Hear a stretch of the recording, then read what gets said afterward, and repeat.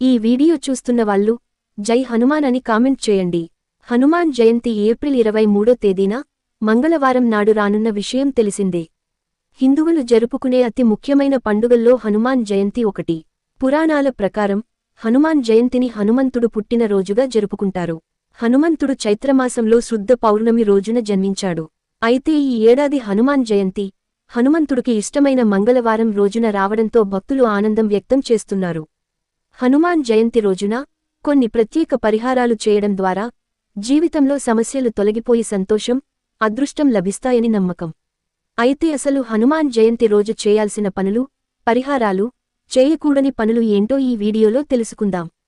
హనుమాన్ జయంతి రోజు చేయకూడని పనులు. హనుమాన్ జయంతి నాడు మహిళలు ప్రార్థనలు చేసేటప్పుడు ప్రత్యేక శ్రద్ధ వహించాలి. హనుమంతుడు బాలబ్రహ్మచారి కాబట్టి స్త్రీలు పూజ సమయంలో పొరపాటున కూడా బజరంగబలి విగ్రహాన్ని తాకకూడదు. లేకుంటే చాలా ఇబ్బందులు ఎదురవుతాయి. నలుపు బట్టలు ధరించి హనుమంతుడిని ఎప్పుడూ పూజించకూడదు. ఇలా చేయడం వల్ల అశుభ ఫలితాలు చేకూరుతాయని నమ్మకం.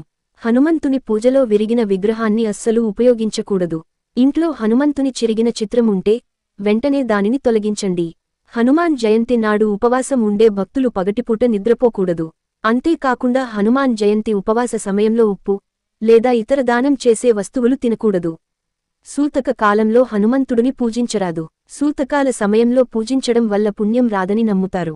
మీరు కోపంగా ఉన్నా లేదా మీ మనస్సు ప్రశాంతంగా లేకుంటే హనుమంతుడిని పూజించకండి. హనుమంతుని జయంతి రోజున మాంసం మరియు మద్యం సేవించకూడదు. ఈ రోజున ఎటువంటి శారీరక సంబంధాలకు దూరంగా ఉండాలి మరియు బ్రహ్మచర్యాన్ని అనుసరించాలి. హనుమాన్ జయంతి రోజున చేయవలసిన పనులు. హనుమాన్ జయంతి రోజున హనుమంతునికి ప్రీతికరమైన ఎరుపు మరియు పసుపు రంగుల దుస్తులను ధరించాలి. మీరు హనుమంతుని విగ్రహాన్ని పూలమాలలతో అలంకరించుకోవాలి.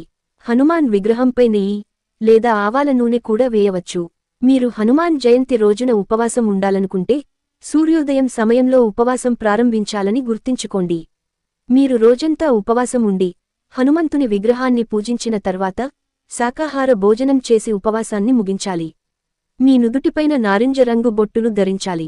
హనుమంతుడు శాంతిదూతగా పరిగణించబడ్డాడు కాబట్టి హనుమంతుడిని ఎల్లప్పుడూ ప్రశాంతమైన మనస్సుతో పూజించండి. హనుమంతుడిని విగ్రహాన్ని తూర్పు దిశలో ఉంచడం స్వామివారిని పూజించడానికి అనువైన స్థానంగా పరిగణించబడుతుంది. శనిదోషం మరియు ఏలినాటి శని నివారించడానికి మీరు హనుమంతుడిని ఆరాధించవచ్చు. శనిదేవుడు హనుమంతుడికి ఒక వరం ఇచ్చాడు. తాను ఏ హనుమాన్ భక్తుడిని ఎప్పుడూ ఇబ్బంది పెట్టనని. మీరు శనిదోషం లేదా ఏలినాటి శని వల్ల ఇబ్బంది పడుతున్నట్లయితే హనుమాన్ జయంతి రోజున కొన్ని సులభమైన చర్యలు తీసుకోవడం ద్వారా శనిదోషాన్ని వదిలించుకోవచ్చు. ఆ చర్యల గురించి తెలుసుకుందాం. హనుమాన్ జయంతి రోజు ఉదయం స్నానం చేసిన తర్వాత శుభ్రమైన బట్టలు ధరించాలి. ఇంటి పూజగదిలో హనుమంతుడిని పూజించిన తర్వాత సుందరకాండ పారాయణం చేయాలి. ఇందులో హనుమాన్ యొక్క గుణాలు, లక్షణాలు, పరాక్రమం, ధైర్యం మొదలైనవి వివరంగా వివరించబడ్డాయి. దీనిని పారాయణ చేయడం వల్ల అన్ని దుఃఖాలు, కష్టాలు, రోగాలు, దోషాలు తొలగిపోతాయి. శని యొక్క ప్రభావం నుండి ఉపశమనం లభిస్తుంది. హనుమాన్ జయంతి నాడు ఉదయం హనుమంతుడికి ఎర్రటి పువ్వులు, ఎర్రచందనం, అక్షితలు, లడ్డూలతో పూజించాలి. తర్వాత హనుమాన్ చాలీసా పఠించండి. ఆంజనేయుడిని ప్రసన్నం చేసుకోవడానికి హనుమాన్ చాలీసా సులభమైన మార్గం. ఇలా చేయడం వల్ల హనుమంతుని అనుగ్రహం లభిస్తుంది. శనిదోషం నుండి విముక్తి లభిస్తుంది. హనుమాన్ జయంతి నాడు ఏదైనా హనుమాన్ ఆలయాన్ని సందర్శించండి. హనుమంతుడికి మల్లెనూనెను సమర్పించండి. ఇది హనుమంతునికి ప్రీతికరమైనది.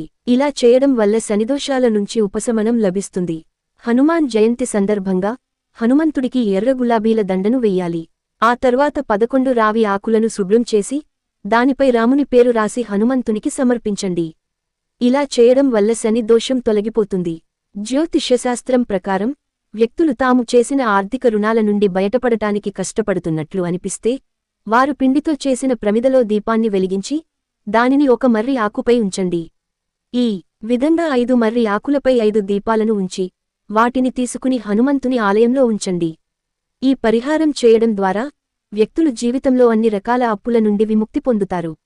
జ్యోతిష్య శాస్త్రం ప్రకారం ఒక వ్యక్తి ఏదైనా పనిలో విజయం సాధించాలనుకుంటే వారు పనిలో విజయం కోసం హనుమంతుడికి ఎరుపు లేదా కుంకుమ రంగు జెండాను సమర్పించాలి. ఆలయంలో ధ్వజారోహణం చేస్తే ఆ వ్యక్తికి గౌరవం పెరుగుతుందని, ప్రతి పనిలో పురోగతి ఉంటుందని నమ్మకం. జెండా త్రిభుజాకారంగా ఉండి దానిపై రాముడి పేరు ఉండాలి. మీకు చాలా కష్టంగా అనిపించే ఏదైనా పనిని మీరు చేస్తుంటే, లేదా మీరు వాటిని అదుపులో ఉంచుకోలేకపోయినా, లేదా అలాంటి టెన్షన్లు ఏవైనా ఉంటే, మీరు హనుమంతుడిని ప్రార్థించి, మీ బాధ్యతను పూర్తి చేయడంలో సహాయం కోసం ప్రార్థించాలి. ఆ వ్యక్తి మంగళవారం నాడు హనుమంతునికి తమలపాకులు సమర్పించాలి.